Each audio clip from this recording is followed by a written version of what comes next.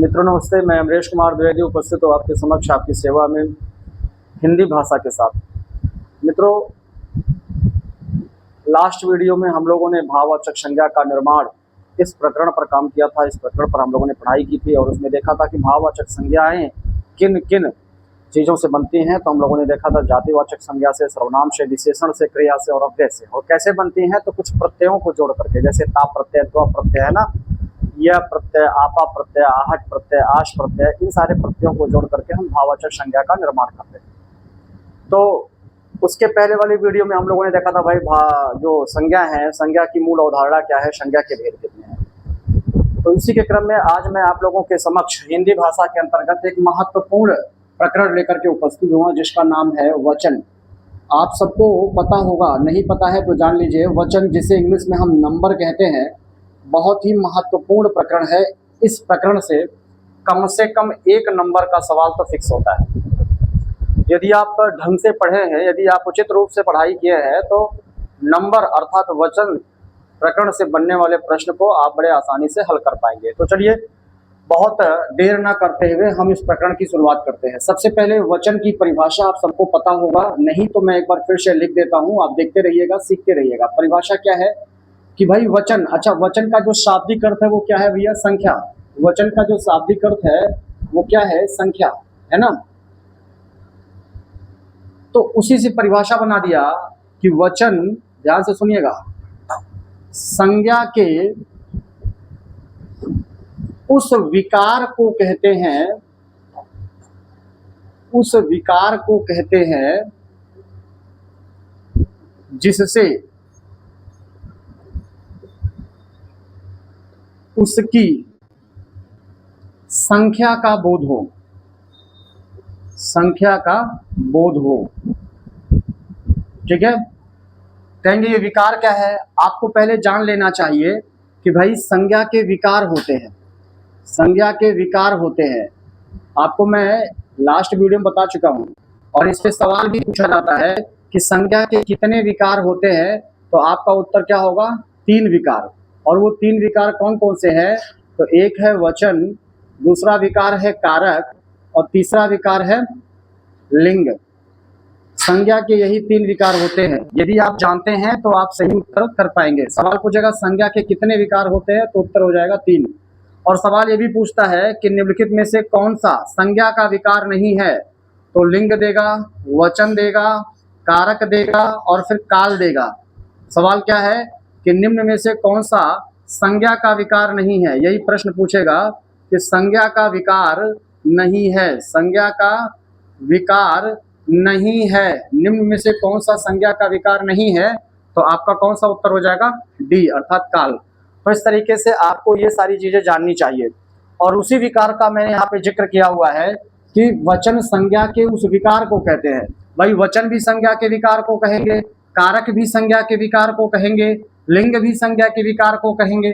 ठीक, तो चूंकि हम लोग वचन पढ़ रहे हैं, तो मैंने क्या कहा कि संज्ञा के उस विकार को कहेंगे जिस विकार से संख्या का बोध हो। अच्छा, विकार का मतलब होता है रूप, ठीक है, विकार का मतलब रूप कह लीजिए या रूप परिवर्तन कह लीजिए।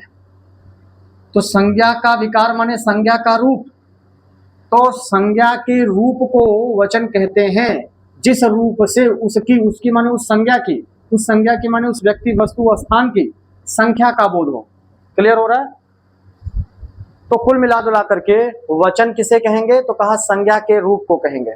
जैसे यहाँ देखिए, जैसे अगर हम कहे लड़का, तो लड़का शब्द से एक लड़के का बोध हो रहा है, एक लड़के का बोध हो रहा है या एक व्यक्ति का बोध हो रहा है। ठीक है, तो लड़का शब्द से एक अर्थात संख्या का बोध हो रहा है ना, तो यही लड़का वचन है।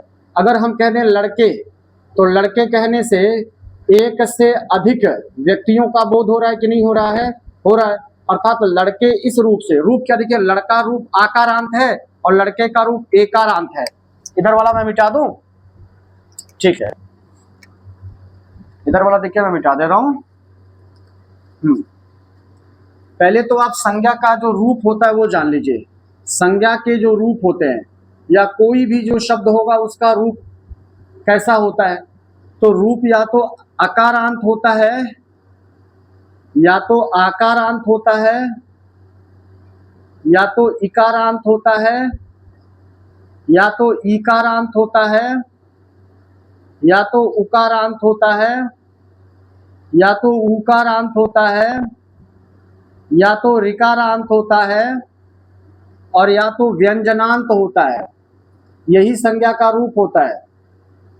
दुनिया में कोई भी संज्ञा होगी, इन्हीं में से 1, 2, 3, 4, 5, 6, 7 और 8, दुनिया की कोई भी संज्ञा होगी, इन्हीं 8 में से ही कोई न कोई रूप वाली संज्ञा होगी। आकारांत माने जिसका अंतिम वर्ण अ हो, जैसे हमने कहा छात्र, तो छात्र का अंतिम वर्ण त्र का अ है, ठीक।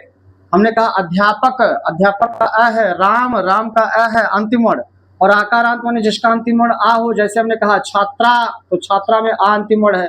इकारांत माने जिसका अंतिम वर्ण ई हो या अंतिम वर्ण पर छोटी की मात्रा हो, जैसे हमने कहा कवि, तो कवि शब्द के अंतिम अक्षर पर छोटी की मात्रा है तो ये इकारांत हो गया। ऐसे और भी बहुत सारे शब्द बनेंगे।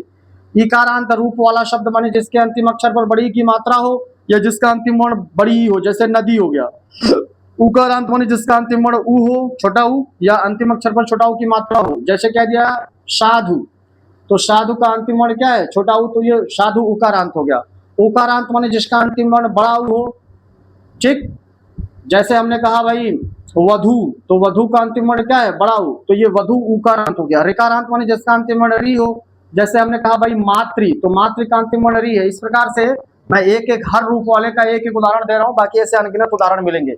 और व्यंजनांत माने जिसका अंतिम वर्ण व्यंजन हो या जिसके अंतिम वर्ण पर हलंत हो, जैसे अगर मैंने कहा राजन, तो राजन का अंतिम वर्ण न हलंत अर्थात व्यंजनांत है ये। तो मैंने कहा भाई दुनिया का कोई भी संज्ञा होगा, इन्हीं 8 में से ही कोई न कोई रूप वाला होगा। तो अगर मैं कहूं लड़का, तो लड़का आकारांत है, लड़के, लड़के एकारांत है। तो आकारांत रूप से एक का बोध हो रहा है, एक अर्थात संख्या का बोध हो रहा है, तो ये वचन हो गया। और लड़के माने एकारांत है, तो एकारांत से भी संख्या एक से अधिक का बोध हो रहा है, तो ये लड़के भी क्या हो गया, वचन हो गया। वही लिखा है कि संज्ञा का वह विकार माने संज्ञा का वह रूप जिससे उसकी माने उस संज्ञा की, उस व्यक्ति की या वस्तु या स्थान की संख्या का बोध हो। तो आकारांत इस रूप से भी संख्या का बोध हो रहा है, एकारांत इस रूप से भी संख्या का बोध हो रहा है, तो ये आकारांत रूप लड़का भी वचन है और ये लड़के एकारांत यह रूप भी वचन है। यहां तक ठीक आया समझ में? वचन का कॉन्सेप्ट क्लियर हुआ? माने वचन व्याकरण में कुछ और नहीं है बल्कि संज्ञा ही वचन है, ठीक है। यदि संज्ञा से संख्या का बोध हो रहा हो तो भाई जितनी भी संज्ञाएं होंगी, हर संज्ञा से संख्या का बोध होता है कि नहीं होता है? आप बताइए, कोई भी संज्ञा, कोई भी शब्द आप उठा के देख लीजिए, आप बोल के देख लीजिए, उससे एक या अनेक का बोध होगा पक्का। आप कहेंगे लड़की, तो लड़की कहने से एक का पता चल रहा है, तो लड़की वचन हो गया। हमने कहा लड़कियां, तो लड़कियां कहने से एक से ज्यादा का बोध हो रहा है, तो फिर वो वचन हो गया। हमने कहा भाई चिड़िया, तो चिड़िया कहने से एक का बोध हो रहा है, तो चिड़िया वचन हो गया। चिड़िया, चिड़िया कहने से एक से ज्यादा का बोध हो रहा है, तो चिड़िया वचन हो गया, ठीक है। यानी कि संज्ञा ही वचन है। क्लियर? चलिए, ये तो हो गया भाई परिभाषा। अब मैं इसे मिटाता हूं और आगे मैं आपको कुछ बताता हूं। ये तो हो गया परिभाषा। अब देखिए, भेद या प्रकार ये सबको पता होगा, है ना, कि भाई हिंदी में वचन 2 प्रकार के होते हैं, है ना। ये सवाल आपसे पूछ लेगा, आपसे सवाल पूछ लेगा हिंदी क्वेश्चन पेपर में कि वचन कितने प्रकार के होते हैं या वचन के कितने भेद हैं, तो उत्तर कितना होगा? 2। 2 कौन कौन सा है? पहला है एक वचन और दूसरा है बहुवचन। यही सवाल अगर संस्कृत में पूछा जाए, भाई संस्कृत भी तो आपके पाठ्यक्रम यूपी टेट में है, तो अगर संस्कृत क्वेश्चन में पेपर में पूछता है कि वचन के कितने भेद हैं, तो वहां उत्तर 3 होगा, एक वचन, द्विवचन, बहुवचन। लेकिन अगर हिंदी क्वेश्चन पेपर में पूछता है कि वचन के कितने भेद हैं, तो आपको उत्तर 2 होगा, एक वचन और बहुवचन। इसी को इंग्लिश में सिंगुलर नंबर बोलते हैं, इसको प्लूरल नंबर बोलते हैं। तो नाम से पता चल रहा है, एक माने एक और वचन माने संख्या। तो अगर एक संख्या का बोध हो रहा है तो वो एक वचन है, वो संज्ञा। और बहु माने एक से ज्यादा, है ना, बहु माने एक से अधिक और वचन माने संख्या।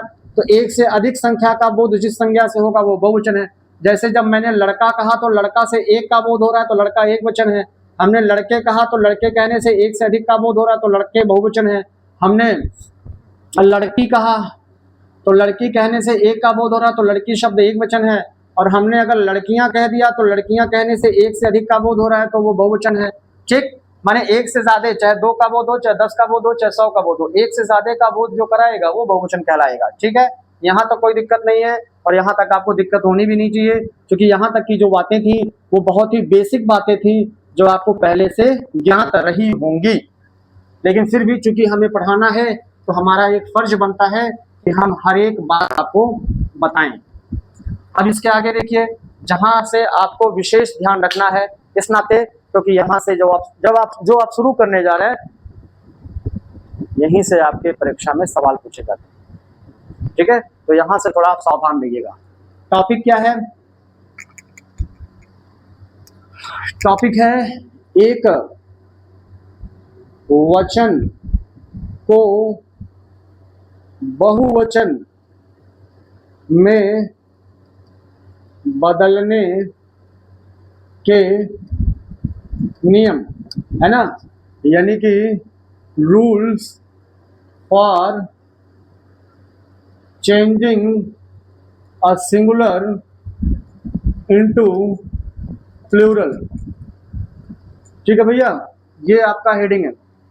अब देखिए, एक वचन की संज्ञा है, उसे बहुवचन में बदलना होगा तो किसी नियम का पालन करना होगा। हवा हवाई तो हम बदल नहीं देंगे। जैसे अंग्रेजी भाषा में क्या है, जैसे मान लीजिए लिखा हुआ है बुक, ठीक है, अब आपसे कहा जाएगा बुक का बहुवचन बताइए, यानी कि बुक का प्लूरल बताइए, तो आप बुक में यस जोड़ देते हैं। ठीक, अगर आपसे कहा जाए भैया ऑरेंज है, ORANG, ऑरेंज, कहा जाए भाई ऑरेंज का प्लूरल बताइए, तो आप ऑरेंज में भी यस जोड़ देते हैं। ठीक, अगर आपसे कहा जाए कि मैंगो, मैंगो का प्लूरल बताइए, इनकी बहुवचन बताइए, तो आप मैंगो में ES जोड़ देते हैं, है ना। यानी कि जब बुक और ऑरेंज का प्लूरल बनाना हुआ तो आपने सिर्फ ES जोड़ा, मैंगो का प्लूरल बनाना हुआ तो आपने ES ऐड किया। ठीक, अगर आपसे कहा गया कि भाई KNIFE नाइफ, आप कहेंगे इंग्लिश पढ़ा रहे हैं क्या? नहीं, इंग्लिश नहीं पढ़ा रहे हैं, हम आपको उस टॉपिक से कनेक्ट कर रहे हैं, रिलेट कर रहे हैं।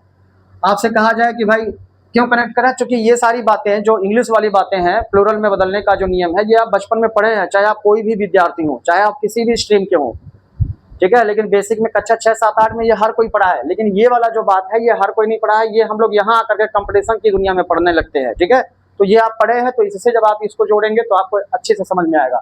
जैसे नाइफ है, तो आप नाइफ का प्लूरल बनाने के लिए KNIVES करते हैं, यानी कि KNI है, ये FE को हटाते हैं और VES ऐड कर देते हैं। कहने का मतलब है ऐसे और भी नियम ढेर सारे अंग्रेजी में है। माने किसी का हम किसी नाउन का प्लूरल बनाने के लिए यस जोड़ेंगे, किसी नाउन का प्लूरल बनाने के लिए ES जोड़ेंगे, किसी नाउन का प्लूरल बनाने के लिए VES जोड़ेंगे। कब, कहाँ, क्या जोड़ेंगे, यानी कि कब हम यस जोड़ करके प्लूरल बनाएंगे, कब हम ES जोड़ करके प्लूरल बनाएंगे, कब हम VES जोड़ करके प्लूरल बनाएंगे। ठीक है, कब हम IES जोड़ करके प्लूरल बनाएंगे। इन सबका क्या है, बाकायदे रूल बताया गया था ना हम लोगों को। तो जैसे इंग्लिश लैंग्वेज में, जैसे अंग्रेजी भाषा में सिंगुलर अर्थात एक वचन को प्लूरल अर्थात बहुवचन में बदलने के लिए किसी नियम का पालन करना पड़ता है, किसी नियम को फॉलो करना पड़ता है, उसी तरीके से हमारी हिंदी भाषा में भी, हमारी मातृभाषा में भी एक वचन की संज्ञा को बहुवचन में बदलना होता है, तो हमें किसी न किसी नियम का पालन करना पड़ता है। बगैर नियम के भी आप बहुवचन बनाते हैं तो आपका उत्तर गलत हो सकता है, आपका एक नंबर कट सकता है, और आपका वही एक नंबर आपके दुर्भाग्य का कारण बन सकता है। इस नाते आप कोई भी काम हवा हवाई नहीं करेंगे, हर काम आप व्याकरण सम्मत तरीके से करेंगे, विधि सम्मत तरीके से करेंगे। जो विधि हमारी बनाई गई है उस विधि का हम लोग पालन करेंगे। तो चलिए, ये हेडिंग है, और इसमें फिर से हेडिंग है पुल्लिंग संज्ञाओं के लिए। ठीक है, मतलब जो हम नियम आपको बताने जा रहे हैं, ये नियम सिर्फ और सिर्फ कहाँ लगेगा, पुल्लिंग संज्ञाओं पर लगेगा। कहाँ लगेगा भैया, पुल्लिंग संज्ञाओं पर लगेगा। जो नियम बताने जा रहे हैं अभी, जब तक हम स्त्रीलिंग हेडिंग नहीं डाल देंगे, जब तक हम स्त्रीलिंग हेडिंग नहीं डाल देंगे, तब तक जितने भी नियम बताए जाएंगे वे सारे नियम कहाँ फॉलो होंगे, सिर्फ पुल्लिंग पर फॉलो होंगे। ठीक है भाई, हिंदी में 2 ही लिंग होता है ना, पुल्लिंग और स्त्रीलिंग। तो अभी हम पहले किसका नियम पढ़ने जा रहे हैं, पुल्लिंग का। तो ध्यान दीजिएगा, इन सारे नियमों को आप स्त्रीलिंग शब्दों पर मत लगाइएगा। अच्छा, पुल्लिंग में भी नियम नंबर 1 है। नियम नंबर 1 क्या है, कि आकारांत, ठीक है, को हम बदलेंगे या आकारांत चेंज इनटू, थोड़ा आसान भाषा में मैं आपका काम चलाता हूँ, बहुत पोथा लिखवाऊंगा तो आप भी बोर हो जाएंगे और आप भी कहेंगे बड़ा टाइम वेस्ट कर रहा है। इस नाते मैं बहुत डायग्रामिक फॉर्म में, है ना, मैं आपको बताता हूँ। आकारांत अगर होगा तो उसे हम एकारांत में बदल देंगे। आई बात समझ में? ये समझ में आ रहा है? देखिए मैंने छोटे में काम बना दिया आपका, आप बोर नहीं होंगे। नहीं तो अभी इसको लिखवाते, हम क्या लिखवाते कि आकारांत पुल्लिंग संज्ञा का बहुवचन बनाने के लिए उसे एकारांत में बदल दिया जाता है। अब इतना बड़ा नियम ना लिख करके मैंने इतना कर दिया, बशर्ते आपको समझ में आना चाहिए। अभी थोड़ी देर पहले मैंने आपको बताया था ना कि कोई भी संज्ञा होगी 8 रूपों वाली होती है, या तो अकारांत, या तो आकारांत, या तो इकारांत, या तो ईकारांत, या तो उकारांत, या तो उकारांत, या तो ऋकारांत, या तो व्यंजनांत। तो पहला जो नियम है ये आकारांत के लिए है। आकारांत मानी जिसका अंतिम वर्ण अ हो या जिसके अंतिम अक्षर पर आ की मात्रा हो। जैसे जैसे हमने कहा ना लड़का, ये आकारांत पुल्लिंग है। हमने कहा घोड़ा, ये आकारांत पुल्लिंग है। हमने कहा कपड़ा, ये आकारांत पुल्लिंग है। हमने कहा पर्दा, ये आकारांत पुल्लिंग है। हमने कहा बच्चा, ये आकारांत पुल्लिंग है। क्लियर? हमने कहा पन्ना, ये आकारांत पुल्लिंग है। इस तरीके से और भी आकारांत पुल्लिंग हो जाएंगे। देखिए सबके अंतिम अक्षर पर आ की मात्रा है या सबका अंतिम वर्ण आ है। तो कह रहा है यदि आकारांत हो तो उसे एकारांत में बदल दीजिए, माने आ की मात्रा हटा करके ए की मात्रा लगा दीजिए। समझ में आया? आ की मात्रा हटा दीजिए, माइनस कर दीजिए, और ए की मात्रा लगा दीजिए, प्लस कर दीजिए। यही आपको फॉलो करना है, ध्यान दीजिएगा।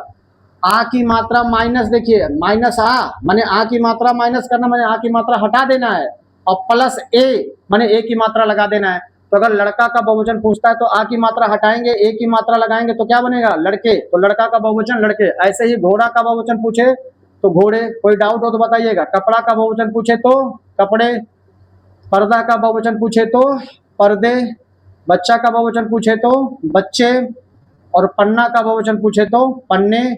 इस तरीके से और भी उदाहरण आपको मिल जाएंगे। क्योंकि मैंने पहले ही कहा है कि उदाहरण की कोई लिमिट नहीं है। आप अगर रूल समझे हैं तो किसी भी उदाहरण का, किसी भी क्वेश्चन का आंसर कर ले जाएंगे। यहां तक आपको बात समझ में आई? और अगर आपको बात समझ में आई तो एक सावधानी जरा सुन लीजिए, जो अक्सर लोग नहीं जानते हैं तो गलती कर देते हैं। जैसे आपसे परीक्षा में प्रश्न पूछा गया कि लड़का शब्द का बहुवचन होगा, ऐसे ही सवाल पूछा, और पहला विकल्प दे दिया लड़कों, दूसरा विकल्प दे दिया लड़की, तीसरा विकल्प दे दिया लड़कियां, और चौथा विकल्प दे दिया लड़के। ठीक है? तो जो थोड़ा बहुत भी जानकार होगा वो कम से कम लड़कियां वाला विकल्प तो नहीं टिक करेगा, क्योंकि आपसे बहुवचन पूछ रहा है, आपसे स्त्रीलिंग नहीं पूछ रहा है। तो लड़कियां और लड़की दे दोनों तो नहीं होगा भाई। लड़का का बहुवचन पूछ रहा है तो लड़की थोड़ी होगा। लड़का का स्त्रीलिंग पूछता तब ना लड़की होगा, और लड़की का बहुवचन पूछता तब ना लड़कियां होता। तो जो थोड़ा बहुत जानकार होगा वो इन दोनों को तो पहले हटा देगा। बोलिए हाँ, यहां तक ठीक समझ में आ रहा है? अब आपके पास दो ऑप्शन बचता है और आप इन्हीं दोनों में फंसते हैं। ईमानदारी से अपने सीने पे हाथ रख के, दिल पे हाथ रख करके एक्सेप्ट कीजिएगा कि आप लड़कों और लड़के में फंस जाते हैं। जब आपसे सवाल पूछा गया कि भाई लड़का शब्द का बहुवचन क्या होगा, तो लड़कों और लड़के इन दोनों विकल्प में आप फंस जाते हैं। लेकिन जो अच्छे से पढ़ाई किया है, जो गंभीरता से पढ़ाई किया है, जो सिंसियरली पढ़ाई किया है, वो कभी नहीं फंसेगा। वो चूंकि उसको उसके दिमाग में सब कुछ है, वो रटा है कि भाई लड़का आएगा तो हम लड़के मारेंगे, इसके अलावा कुछ नहीं करेंगे। लेकिन जो हल्का फुल्का पढ़ाई किया रहता है ना, आधी अधूरी, जैसे कोई चीज एक बार देखा फिर उसके बाद उसको देखबे नहीं किया, एक बार देख लिया फिर दोबारा देखा ही नहीं, ऐसे लोग यहाँ फंस जाते हैं, यहाँ कंफ्यूज हो जाते हैं। क्यों कंफ्यूज हो जाते हैं? क्योंकि वास्तविकता ये है कि लड़कों शब्द भी बहुवचन ही होता है। भाई बहुवचन का मतलब क्या? जिससे एक से ज्यादा की संख्या का बोध हो। तो क्या लड़कों शब्द से एक से ज्यादा की संख्या का बोध नहीं हो रहा है? क्या लड़कों शब्द एक से ज्यादा के लिए यूज नहीं होता है? होता है। भाई कहते हैं ना कि वहां लड़कों की भीड़ थी, या लड़कों ने ये कार्य कर दिखाया। तो लड़कों शब्द यूजेबल है, लड़कों शब्द प्रयुक्त होता है, और एक से ज्यादा के अर्थ में ही प्रयुक्त होता है। तो इसलिए लड़कों शब्द तो बहुवचन ही हुआ, और हुआ नहीं है, लड़कों शब्द बहुवचन ही है, फिर भी हम उत्तर लड़के करेंगे। पूछिए क्यों? इसको जरा सुन लीजिए, कोई बताता नहीं है इसको जो मैं बताने जा रहा हूँ। अगर आप ईमानदारी से महसूस करें तो हमारी बातें आपको बहुत बड़बोलापन नजर नहीं आ रही होंगी। आपको लगता है क्योंकि भाई ये जो मैं बताने जा रहा हूँ, कोई नहीं, सुनिए पहले आप सुन लीजिए। एक बात जान लीजिए कि ओ की मात्रा वाला, क्या ओ की मात्रा वाला, ये ओ की मात्रा वाला जो भी बहुवचन होगा वो आपका उत्तर कभी नहीं होगा। जैसे लड़कों, बच्चों, घोड़ों, कपड़ों, पर्दों, अध्यापकों, छात्रों, नेताओं, राजाओं, ये जितना भी मैंने बोला हूँ वास्तव में यह है बहुवचन ही, लेकिन फिर भी आपका सही उत्तर ये नहीं माना जाएगा। अब आप सोच रहे होंगे कि यार जब बहुवचन है तो फिर सही उत्तर क्यों नहीं माना जाएगा? इसका आप रीजन सुनिए। क्योंकि ओ की मात्रा वाला बहुवचन हम सिर्फ तब मानते हैं या सिर्फ तब ये उत्तर माना जाता है, या ओ की मात्रा वाला बहुवचन सिर्फ तभी एक्सेप्ट किया जाता है जब वाक्य में प्रयुक्त किसी शब्द का बहुवचन पूछा जाए। दोनों दो प्रश्न है। देखिए, अगर मैं आपसे ये कहूं, ये देखिए, अगर मैं आपसे ये कहूं, इसको मिटा दूं मैं, ये देखिए, अगर मैं एक वाक्य दे करके कहूं कि लड़का ईमानदार है, या अगर मैं ये कहूं लड़के ने मिठाई खाई, ठीक है, तो लड़का ईमानदार है, यह एक वाक्य है। लड़के ने मिठाई खाई, यह एक वाक्य है। इसी तरीके से कोई भी वाक्य देख करके उस वाक्य के किसी शब्द का जब बहुवचन पूछा जाता है तो हमेशा उत्तर ओ वाला जो बहुवचन होता है वो सही होता है। यानी कि अगर आपसे पूछा लड़का ईमानदार है, इस वाक्य में लड़का का बहुवचन क्या होगा? तब लड़कों सही है। लड़के ने मिठाई खाई, इस वाक्य में लड़के का बहुवचन क्या होगा? तो लड़कों सही है। मतलब वाक्य देख करके भी आपसे किसी शब्द का बहुवचन पूछा जाएगा तो ओ की मात्रा वाला ही आपका बहुवचन माना जाएगा। लेकिन वाक्य देख करके बहुवचन कभी पूछा ही नहीं गया और न कभी जाएगा। फिर से सुन लीजिए मेरी बात। वाक्य देख करके किसी शब्द का बहुवचन ना तो कभी पूछा गया है ना तो कभी पूछा जाएगा। इसी नाते मैं आपसे कह रहा हूं कि ओ की मात्रा वाला बहुवचन आपका सही उत्तर कभी नहीं माना जाएगा, क्योंकि आपसे जब भी सवाल पूछा जाएगा तो शब्द देख करके पूछा जाएगा, वाक्य देख करके नहीं। जैसे आपसे ना पूछा लड़का शब्द का बहुवचन क्या होगा, ये शब्द देख करके पूछ रहा है। नेता शब्द का बहुवचन क्या होगा, या राजा शब्द का बहुवचन क्या होगा, या चिड़िया शब्द का बहुवचन क्या होगा, यानी कि शब्द देख करके बहुवचन पूछा जाएगा।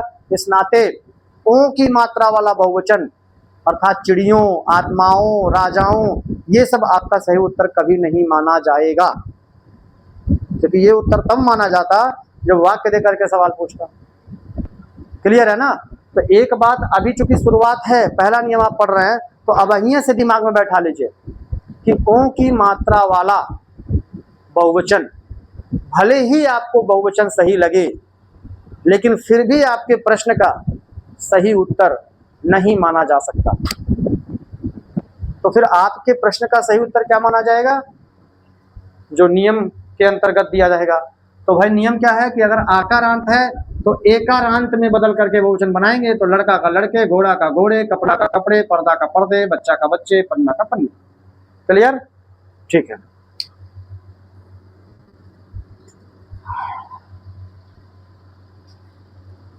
अब देखिए, अब इस नियम का एक अपवाद है। भाई अपवाद तो हर जगह है ना, चाहे गणित पढ़ रहा हूँ वहां भी अपवाद, साइंस पढ़ रहा हूँ वहां भी अपवाद, तो हमारे हिंदी में भी अपवाद है। अपवाद क्या है कि लेकिन संबंधवाची, संबंधवाची माने रिलेशन डिनोटिंग शब्दों के एक वचन तथा बहुवचन समान होते हैं, समान होते हैं। इसको जरा ध्यान दीजिएगा। ये आपका है अपवाद नंबर 1। कह रहा है कि संबंधवाची जो शब्द होंगे, माने ऐसे शब्द जो रिलेशन को दर्शाएंगे, रिलेशन को दर्शाने वाले शब्द का मतलब, जैसे मैं कहूँ मामा, तो मामा रिलेशन को, संबंध को दिखाने वाला शब्द है। मैं कहूँ बाबा, बाबा संबंध को दिखाने वाला शब्द है, ठीक है। मैं कहूँ चाचा, तो चाचा संबंध को दिखाने वाला शब्द है। मैं कहूँ मौसा, तो मौसा संबंध को दिखाने वाला शब्द है। तो जो संबंध को दिखाने वाले शब्द होंगे वे भले आकारांत पुल्लिंग होंगे, भले इस नियम पर लग रहे होंगे, लेकिन फिर भी ये नियम उन पर लागू नहीं करना है, क्योंकि संबंधवाची जो शब्द होते हैं इस नियम के अपवाद होते हैं। तो फिर उसका बहुवचन क्या होगा जो संबंधवाची होंगे? तो कह रहा है कि भैया उनका एक वचन और बहुवचन समान होता है। माने अगर आपसे मामा का बहुवचन पूछे तो मामा ही करेंगे, ठीक है। बाबा का बहुवचन पूछे तो बाबा ही कहेंगे, चाचा का बहुवचन पूछे तो चाचा ही कहेंगे, और मौसा का बहुवचन पूछे तो मौसा ही कहेंगे, क्योंकि संबंधवाची के दोनों वचनों में रूप एक समान होते हैं, चाचा चाचा, बाबा बाबा, मामा मामा, ठीक है। अब अगर आपको ये अपवाद वाली जानकारी नहीं है, यदि आप सिर्फ नियम ही जानते हैं, तो आपसे पूछेगा मामा का बहुवचन क्या होगा, तो आप सोचेंगे मामा पुल्लिंग है, आकारांत है, तो आकारांत पुल्लिंग को एकारांत में बदल दिया जाता है, अर्थात मामे हो जाएगा। तो विकल्प में मामे भी दिया रहेगा और विकल्प में मामाओं भी दिया रहेगा, ठीक है, और विकल्प में मामा भी दिया रहेगा और विकल्प में इनमें से कोई नहीं दिया रहेगा। सवाल को समझिएगा, विकल्प को देखिएगा और उत्तर बताइएगा। सवाल पूछ रहा है कि मामा शब्द का बहुवचन क्या होगा। अब मैं ये कह रहा हूं आपसे कि यदि आप सिर्फ नियम जानते हैं, अपवाद वाली बात नहीं जानते हैं, तो फिर आप मामे, इसे आप सही विकल्प मानने लगेंगे, ठीक। लेकिन अगर आप ये अपवाद वाली बात जानते हैं तो फिर आपके अकॉर्डिंग मामा का बहुवचन मामा ही होगा, तो सही विकल्प आपका सी हो जाएगा। क्लियर? अब चूंकि अभी थोड़ी देर पहले मैंने, अच्छा बहुत सारे लोग मामाओं वाला विकल्प की तरफ भी ललचाएंगे, यहाँ भी जीभ लपलपाएगा कि यार मामाओं भी सही हो सकता है, हाँ मामाओं भी सही, तो मामाओं भी तो वह बहुवचन लग रहा है। लेकिन अगर आप मेरी बात जो अभी 2 मिनट पहले मैंने बताया कि ओ की मात्रा वाला या ओ लास्ट में हो जिसके ऐसा बहुवचन, ओ लास्ट में हो जिसके ऐसा बहुवचन, आपके प्रश्न का सही उत्तर कभी भी नहीं हो सकता। अगर मेरी ये बात आपके दिमाग में घुसी है तो फिर आप बेवजह कंफ्यूज नहीं होंगे और फाइनली आप मामा का बहुवचन मामा तक सीमित होकर के अपना 1 नंबर अर्जित कर लेंगे, ठीक है। चलिए, क्लियर भाई? अगर आपसे कहे भाई फूफा का बहुवचन क्या होगा, तो फूफा संबंधवाची है, इस नाते दोनों वचनों में रूप एक ही रहेगा, भाई फूफा का बहुवचन फूफा, ठीक है ना। चलिए भैया, ये था अपवाद नंबर 1, इसको मिटाता हूं। अब देखिए अपवाद नंबर 2 क्या है। अपवाद नंबर 2 ये है कि आपसे पूछे कि नेता का बहुवचन क्या होगा, तो आप नेता ही बताइएगा। क्यों? अभी बता रहा हूं मैं आपको। आप कहेंगे क्योंकि ये संबंधवाची, नहीं संबंध थोड़ी है ये भाई। मामा से आपका संबंध है, बाबा से आपका संबंध होता है, चाचा से संबंध होता है, मौसा से संबंध होता है, फूफा से संबंध होता है, जीजा से संबंध होता है, तो ये सारे संबंधवाची शब्द है ना। नेता से थोड़ी कोई संबंध होता है, ये संबंधवाची नहीं है। फिर भी इसका बहुवचन और एकवचन समान होगा। क्यों? अभी उसका रीजन मैं बताऊंगा, पहले इसको नोट कर लीजिए। और ये मोस्ट इंपॉर्टेंट है, नेता, IMP नहीं, MIMPI। नेता का बहुवचन बहुत पूछा जाता है ना। देखिए मैं प्रश्न बना देता हूं कि नेता शब्द का बहुवचन होगा, ऐसे सवाल पूछता है। और पहला विकल्प आपको फंसाने के लिए, ललचाने के लिए दे देगा नेताओं, फिर दे देगा नेताएं, फिर दे देगा नेते और फिर दे देगा नेता। अभी जो 4-5 मिनट पहले मैंने जो बोला, अगर वो आपके दिमाग में घुसा है तो आप नेताओं वाला विकल्प पहले ही कैंसिल कर देंगे। लेकिन अगर आपके दिमाग में नहीं घुसा है या जिन्होंने ये बात नहीं सुनी है जो मैंने बताया, क्योंकि किसी यूट्यूब पे ये सारी बातें जो मैंने बताया कि ओ की मात्रा वाला सही विकल्प नहीं होगा, ये किसी यूट्यूब पे बताते नहीं है। बस खाली काम चला देते हैं, रटाते हैं। मैं आपको हकीकत यहाँ बताया ताकि आपसे कभी गलती ना हो। तो अगर आपको मेरी बात ये याद है तो आप नेताओं वाला विकल्प की तरफ ललचाएंगे नहीं, कैंसिल कर देंगे कि ना ना ना ना ये तो बिल्कुल नहीं सही होगा। और जो मेरी बात ये नहीं सुने हैं या जो ये फैक्ट नहीं जानते, वो नेताओं को ही सही विकल्प मानते हैं। क्या भाई नेता का बहुवचन नेताओं होगा, क्योंकि नेताओं शब्द बहुवचन के अर्थ में प्रयुक्त होता है, नेताओं से एक से ज्यादा का बोध होता है। बात सही है, मैं कहाँ कह रहा हूँ कि नेताओं से एक से ज्यादा का बोध नहीं होता है, नेताओं शब्द से एक से ज्यादा का ही बोध होता है, अर्थात नेताओं शब्द बहुवचन ही है बिल्कुल। लेकिन ये सही उत्तर तब न माना जाता जब वाक्य में नेता शब्द का प्रयोग करके आपसे सवाल पूछता। जैसे कह दिया कि नेता ने जनता को ये दिया, फलाना दिया, कुछ भी, नेता ने जनता को उपहार दिया, इस वाक्य में नेता का बहुवचन बताइए, तब आपका नेताओं उत्तर हो जाता। लेकिन मैंने कहा वाक्य दे करके आपसे कभी सवाल पूछा ही नहीं जाएगा, आपसे शब्द दे करके सवाल पूछेगा तो इसका मतलब ओ वाला विकल्प आपका गलत हो जाएगा। क्लियर? हाँ। अब नेताएं, कुछ लोग कंफ्यूज होते हैं, तो नेताएं किसी रूप, ना तो भाई इस नियम से ओ की मात्रा वाला और ना तो इस नियम से, कुल मिला जुला करके आपका सही उत्तर क्या होगा? नेता। ठीक है भाई साहब, बेटा इसको, ये बहुत इंपॉर्टेंट है नेता। और जितना इंपॉर्टेंट नेता है उतना इंपॉर्टेंट राजा भी है। आपसे पूछता है राजा का बहुवचन क्या होगा, तो राजा का बहुवचन राजा ही होगा। होने को तो राजाओं शब्द भी होता है और बहुवचन ही सही है, ये राजाओं शब्द बहुवचन ही है, बात सही है।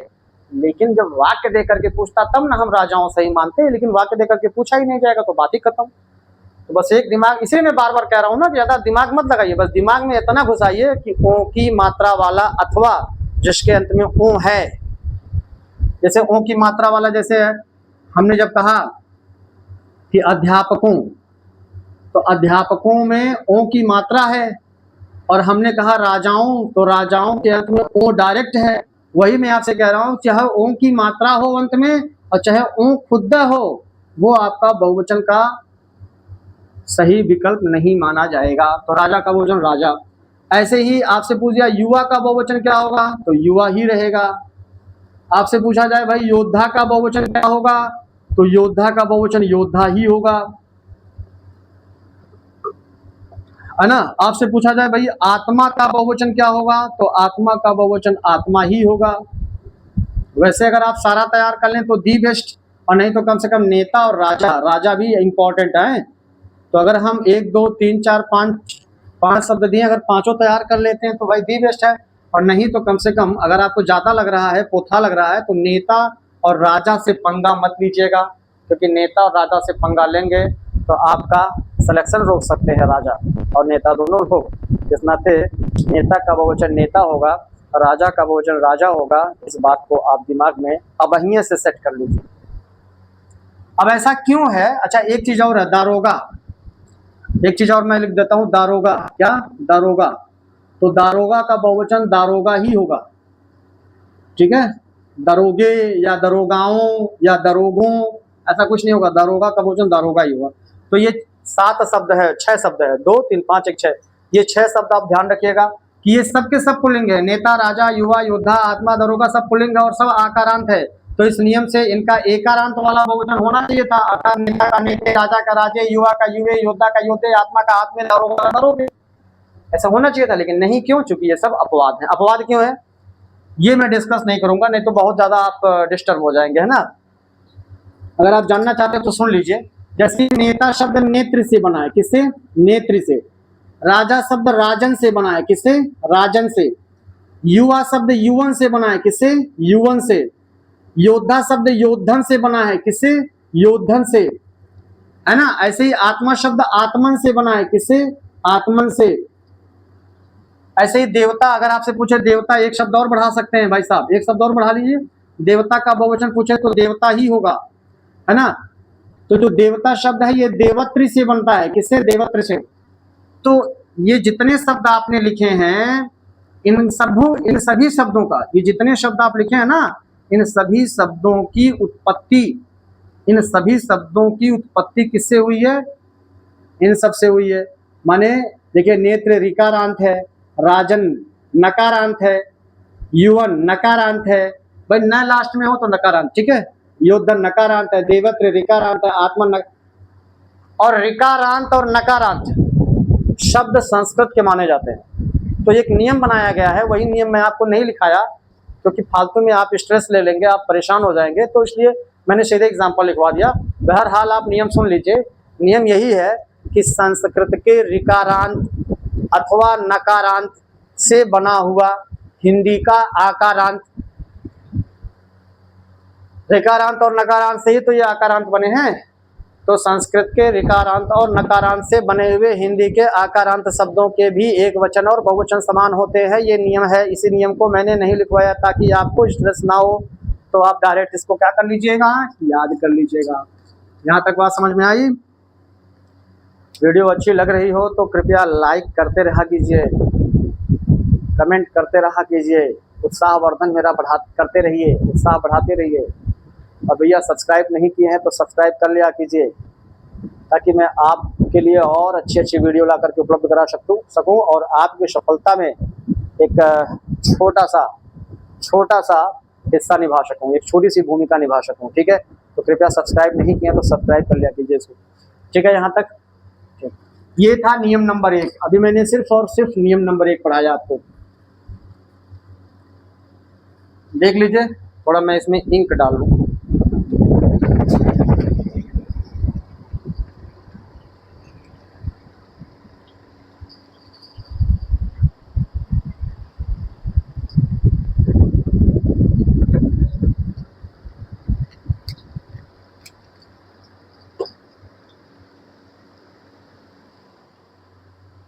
हो गया?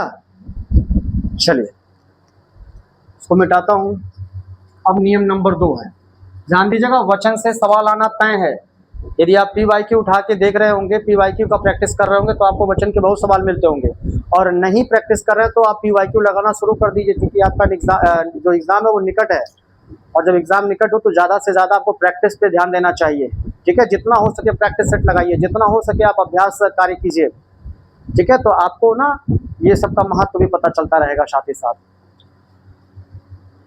नियम नंबर 2 है, नियम नंबर 2 है। और ध्यान दीजिएगा, ये नियम भी किसका है? आकारांत, ये नियम भी पुल्लिंग का है। मैंने कहा जब तक स्त्रीलिंग हेडिंग ना डाल दे तब तक सारे नियम पुल्लिंग के माने जाएंगे। तो इसका जरा देखिएगा, नियम नंबर 2 क्या कहता है कि आकारांत के अलावा, आकारांत के अलावा शेष किसी भी रूप वाले संज्ञा का एक वचन तथा बहुवचन समान होता है। आई बात समझ में? भाई हमने संज्ञा के कितने रूप बताए थे? 8 रूप। तो उन 8 रूपों में से कह रहा है कि आकारांत को छोड़कर, क्यों छोड़कर? क्योंकि आकारांत के लिए नियम बनाया गया है। क्या नियम है? कि भैया आकारांत को हम एकारांत में बदल देंगे तो बहुवचन बना लेंगे।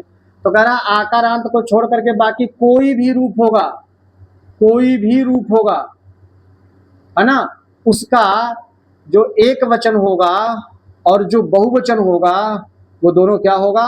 एक समान होगा। यही आपने लिखा है। यानी कि अकारांत, अगर अकारांत है तो अकारांत का एक वचन और बहुवचन क्या होगा? समान, माने अकारांत का बहुवचन अकारांत ही होगा। अगर इकारांत है तो इकारांत का दोनों वचनों में रूप एक समान, तो इकारांत ही होगा। समझ में आ रहा है? ऐसे कोई भी हो। यहाँ तक क्लियर है? और अगर क्लियर है तो चलिए उदाहरण देखिए। एक तरफ है ये एक वचन और दूसरी तरफ है ये बहुवचन। देखिए, आपसे कहे भाई अध्यापक, तो अध्यापक पुल्लिंग है और अकारांत है, माने आकारांत नहीं है। अकारांत है ना, अंतिम वर्ण क्या है इसका? अ। अंतिम वर्ण क्या मत समझिएगा, अंतिम वर्ण अ है। भाई अध्यापक का जब आप वर्ण विन्यास करेंगे तो लास्ट में क्या आएगा? अ। तो अकारांत है। तो हमने कहा आकारांत, यानी कि अगर अंतिम में आ होता तब उसका रूप बदलते। आ के अलावा कोई भी होगा तो कहा दोनों वचनों में रूप समान होगा। तो अध्यापक का बहुवचन अध्यापक ही रहेगा। आपसे सवाल पूछेगा अध्यापक का बहुवचन क्या होगा? तो अध्यापक ही होगा। इसको मिटा दें। चलिए अब देखिए, मैं सवाल बनाता हूं। सवाल इसलिए बनाता हूं ताकि आपके जहन में बैठ जाए। आपसे सवाल पूछेगा कि भाई अध्यापक शब्द का बहुवचन होगा, तो एक ऑप्शन देगा अध्यापकों, पहला ऑप्शन दे देगा आपको फंसाने के लिए। फिर बी ऑप्शन दे देगा अध्यापिका, सी ऑप्शन दे देगा अध्यापक, और डी ऑप्शन दे देगा इनमें से कोई नहीं, इनमें से कोई नहीं। तो यदि मेरी बात आप नहीं सुने हैं या मेरी वीडियो आप नहीं देखे हैं तो आप फट से ए वाला विकल्प टिक कर देंगे और आपका वहीं एक नंबर कट जाएगा और वहीं आपका 90 से 89 पे अटक जाएंगे और वही एक नंबर से आप बाहर हो जाएंगे। भाई एक नंबर का बहुत महत्व है, पॉइंट का बहुत महत्व है, इस नाते वीडियो जरूर देखा कीजिए मेरी। मैंने कल भी कहा था कि मेरा जो बोर्ड है वो साधारण बोर्ड है जरूर। आजकल जहाँ डिजिटल का ज़माना है वहाँ मैं अभी डिजिटल के लिए सक्षम नहीं हूँ, तो मैं यहाँ साधारण पे पढ़ा रहा हूँ जरूर, लेकिन ये बहुत गंभीर पढ़ाई है। अगर आप पूरा वीडियो देखते हैं, जितना मैं वीडियो बना रहा हूँ सारा वीडियो आप टेट के एग्ज़ाम में देख करके जाते हैं, तो मैं गारंटी दे रहा हूँ हिंदी और संस्कृत में आप 30/30 लेकर के आएंगे। और ऐसा नहीं हुआ तो जो कहिएगा वो परीक्षा बाद आप जो कहिएगा वो, बशर्ते मेरी वीडियो आप देखते रहिए, फिर आप अगर नहीं पाएंगे तो आप कहिएगा। क्योंकि ना पढ़ाई में दम है, देखिए कितनी गंभीर बातें हैं। तो अगर आप मेरी बात सुने हैं कि ओ लास्ट में हो अथवा ओ की मात्रा लास्ट में हो, वो बहुवचन आपका सही उत्तर नहीं होगा। अगर आप जानते हैं तो आप इसको पहले हटा देंगे। और अध्यापिका बनेगा नहीं, इतना तो आप होशियार है ये हैं कि भाई अध्यापक का स्त्रीलिंग पूछता तब हम अध्यापिका करते हैं, तो फिर आपके पास विकल्प क्या बचेगा? अध्यापक, है ना। क्योंकि अध्यापक पुल्लिंग है और आकारांत नहीं है, अकारांत है, तो दोनों वचनों में रूप समान होगा। क्लियर? ऐसे ही छात्र का बहुवचन पूछे तो छात्र हो जाएगा, शिक्षक का बहुवचन पूछे तो शिक्षक हो जाएगा। अब आप कहेंगे सर क्यों छात्रों नहीं होता है क्या? फिर वही बात कह तो रहा हूं भाई, शिक्षकों होता है, छात्रों होता है और बहुवचन ही होता है, ये भी सही है, एक्सेप्ट कर रहा हूं, लेकिन आपके प्रश्न का उत्तर नहीं होगा ये। मैं आपसे ये कह रहा हूं, समझिए जरा भाई। छात्रों, शिक्षकों, अध्यापकों, ये सारे शब्द तो बहुवचन है ही, आई एक्सेप्ट इट। मैं कहाँ कह रहा हूँ कि बहुवचन नहीं है, लेकिन मैं ये कह रहा हूँ कि आपके प्रश्न का उत्तर नहीं है, आपके प्रश्न का सही उत्तर नहीं है। ठीक है? क्यों? क्योंकि मैंने बताया आपको, जरा ध्यान दीजिएगा, रिमाइंड करके आप पीछे देख लीजिएगा। ऐसे ही इकारांत वाला ले लीजिए। जैसे आपसे कह दिया भाई कवि का बहुवचन क्या होगा, तो कवि पुल्लिंग है और आकारांत नहीं है, तो दोनों वचनों में रूप सेम रहेगा। आप कवियों मत मारिएगा। ऐसे कह दिया, कुछ और ले लीजिए। जैसे कह दिया इकारांत में कोई और एग्जांपल आप बताइए। जैसे कह दिया मुनि, तो मुनि इकारांत है, पुल्लिंग है, तो दोनों वचनों में रूप समान होगा। इकारांत वाला ले लीजिए, बड़ी की मात्रा वाला, बड़ी की मात्रा वाला कोई शब्द बताइए जो पुल्लिंग हो। इसको मिटा दें? हाँ,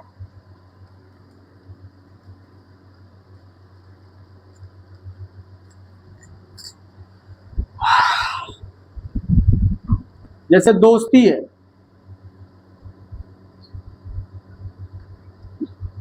या कोई और बड़ी की मात्रा वाला बताइए। जैसे आपसे कह दिया कि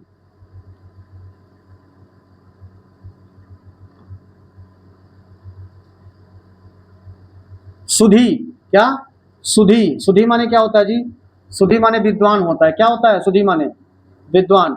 तो आपसे पूछ ले भाई सुधी का बहुवचन क्या होगा, तो सुधी माने विद्वान, ये पुल्लिंग है और पुल्लिंग में आ की मात्रा नहीं है, तो अगर पुल्लिंग में आ की मात्रा लास्ट में न रहे तो समझिए दोनों वचनों में रूप समान होगा, तो सुधी का बहुवचन सुधी ही होगा।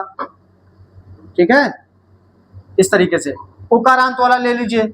आपसे कह दिया भाई गुरु, ये एग्जाम में पूछा गया है ना, ये एग्जाम में पूछा गया है कि गुरु का बहुवचन क्या होगा, तो गुरु ही होगा।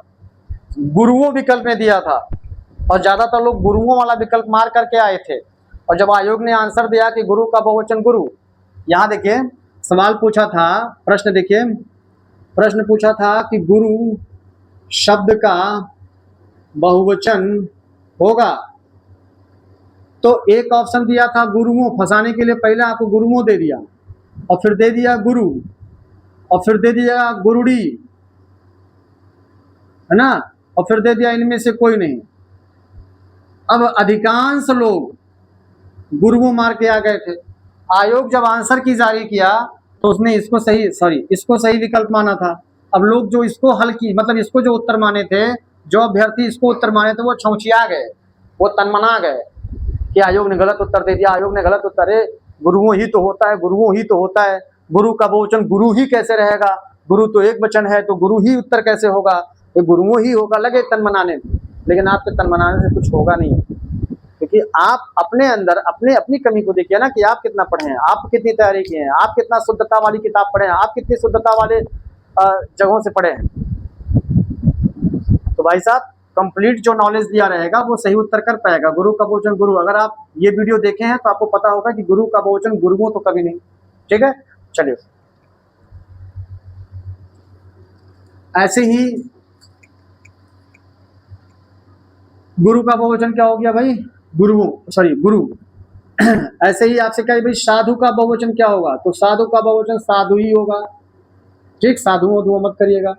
ऐसे ही आपसे कह दिया कि उल्लू, अब देखिए उल्लू ऊकारांत है, आ की मात्रा लास्ट में रहेगा तभी बदलाव हो गया, नहीं तो फिर सेम टू सेम रहेगा, उल्लू का बहुवचन उल्लू ही होगा। ठीक है, इत्यादि। इस तरीके से आप ध्यान दीजिएगा। अध्यापक का बहुवचन अध्यापक, छात्र का बहुवचन छात्र, शिक्षक का शिक्षक, कवि का कवि, मुनि का मुनि, सुधी का सुधी, गुरु का गुरु, साधु का साधु, उल्लू का उल्लू, और उसके पहले राजा का राजा, नेता का नेता। इस तरीके से आप सारे एग्जाम्पल्स अगर आप देख लेंगे तो ये एग्जाम्पल्स आपके लिए सफिशिएंट है आपके परीक्षा के दृष्टिकोण से। और इसके अलावा आपको और एग्जाम्पल ज़्यादा ढूंढने की और परेशान होने की जरूरत नहीं है। मित्रों, आज आपने 2 नियम देखे और एक अपवाद देखे। आकारांत का बहुवचन क्या होगा, आकारांत का अपवाद क्या है वो आपने देख लिया, और फिर आकारांत के अलावा अन्य किसी भी रूप का शब्द हो तो उसका बहुवचन क्या होगा। इस वीडियो में मैंने आपके लिए बस इतना ही रखा था।